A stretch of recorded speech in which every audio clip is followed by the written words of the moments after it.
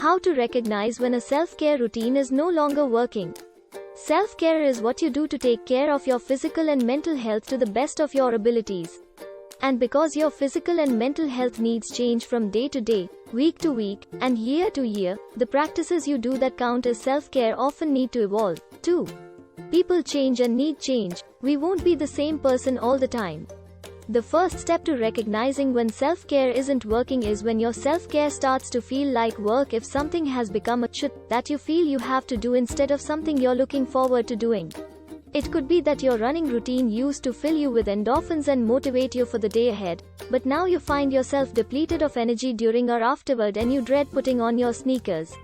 Maybe you started eating healthier, but you're finding yourself obsessed with nutritional values, and meal planning is becoming a big stressor for you. Why might you resist breaking a habit or routine that's no longer working or struggle to recognize that it isn't? Our brains like following the same routine because it's a more efficient way to work. To get out of a routine, you're going to have to get intentional.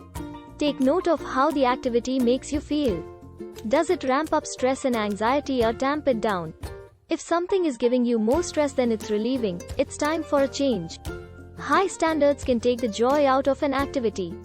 Maybe it's not the practice that's not working, but the expectation you've put on yourself that's becoming draining or depleting. For example, maybe you've committed to speaking to a friend and being a great listener, going for a run and becoming a much faster runner, or eating differently to have the perfect diet. You might be doing those things, having those conversations, running, and eating healthier. But if you're not achieving those high bars you set for yourself, you may find yourself feeling depleted or stressed by the activity.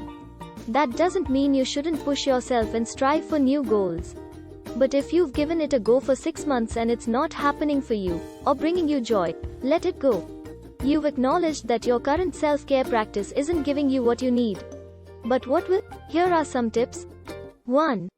Reacquaint yourself with yourself. Self-awareness is so important for you to be able to find what will work. Consider what was feeling stressful about your old self-care routine. What's a new routine that can help relieve that tension? What's a new routine that doesn't cause that type of stress? You have to know yourself to know what's going to work for you. 2. Be open-minded. Trying something new and changing our habits can be intimidating, but we can train our brains to be more open-minded.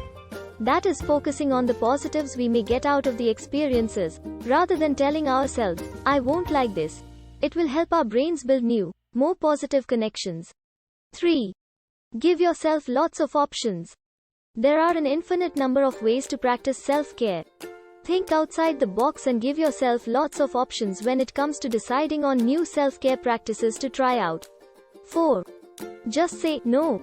If you haven't done so already, throw your preconceived notions and assumptions about what self-care should look like out the window. We have a compulsive tendency to fill our schedules with things that we don't need to have there. When it comes to taking care of yourself, one of the most important words you can add to your vocabulary is no. Often people have much more optional stress-inducing than stress-busting routines in their days. You have the power to change that.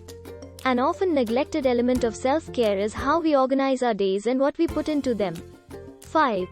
Pay attention to how you're feeling. The bottom line is to pay attention to how you're feeling, acknowledge the feelings, and allow yourself the permission and room to get out of fixed routines and try something new. To start, you could perhaps even make a note of your moods and emotions on paper or in your phone calendar, where it might be easier to see if there's a direct correspondence with an activity that results in you feeling strained. Once you've understood that a formally enriching practice is now becoming fatiguing, keep an open mind about what else you can look to that may provide you with the soothing coping mechanisms we all need. Ask yourself how you're doing.